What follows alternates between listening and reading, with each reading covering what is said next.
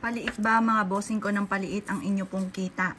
Ako po may tuturo sa inyo para araw-araw doble ng doble ang inyo pong kita mga bossing. Ito pa mga bossing ko ay makapangyarihan ng ating bibig. Sasabayan natin ito ng pagsasabi ng mga magagandang salitain. Ngayon pa mga bossing, bukod sa ating pagiging masipag, matyaga mga bossing ko, lalo na kung tungkol sa usapin ng pera ang inyong problema, subukan nyo po ito sa umaga mga bossing. Mga bandang alas 7 ang paggawa ng ganitong mga pamamaraan. Kung ikaw po ay isa sa mga hindi mo na alam kung paano kakikita ng pera, bagamat ikaw ay masipag pero laging walang pera, subukan nyo po ito. Kayo po ay kumuha mga bossing ko ng pentel pen na kagaya nitong aking hawak na ito mga bossing ko. Mainam po mga bossing ko kapag po ikaw ay nag-wish, mula sa puso ang pag-wish ha. Temtim na panalangin. Isulat nyo po dito kung magkanong amount na matagal mo nang pinapangarap. Halimbawa, pangarap mo po ay magkaroon ng 7 million. Yan, sample lang po ito mga bossing.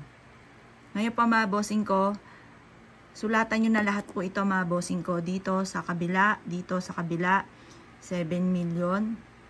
1, 2, 3, 4. Tatlong harapan po yan mga bossing. 7 million. Gusto ko magkaroon agad-agad ng 7 million. Tapos, wish rin po dito magkaroon ng 7 million. Agad-agad. Ngayon pa mga bossing ko, kapag naisulat nyo na ito, isulat nyo ng 7 times naman dito mga bossing ko, ang pangalan ninyo at magkanong amount na gusto po ninyo. Halimbawa ito, 7 million ang gusto nyo po. Sulat nyo po yung pangalan ninyo. 7 million. 7 times din po mga boss. Yan.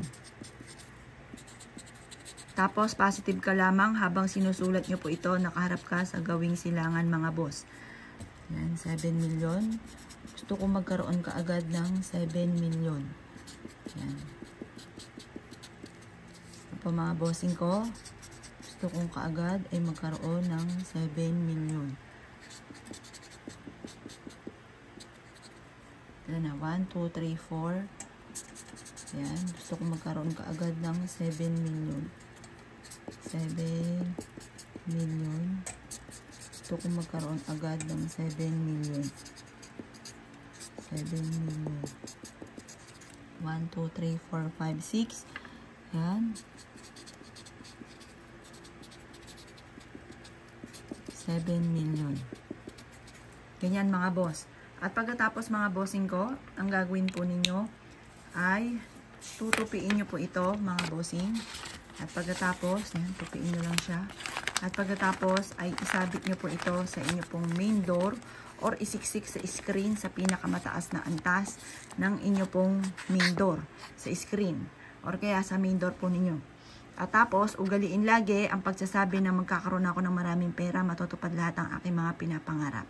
Isa po ito sa mga pamamaraan, bukod sa inyo pong pagiging masipag at matyaga, isa to sa mga pamamaraan para makamit kaagad ang mga pinapangarap mga boss. Kaya kung kayo gagawa ng ganito, ay siya mga bossing, good luck po sa inyo po lahat.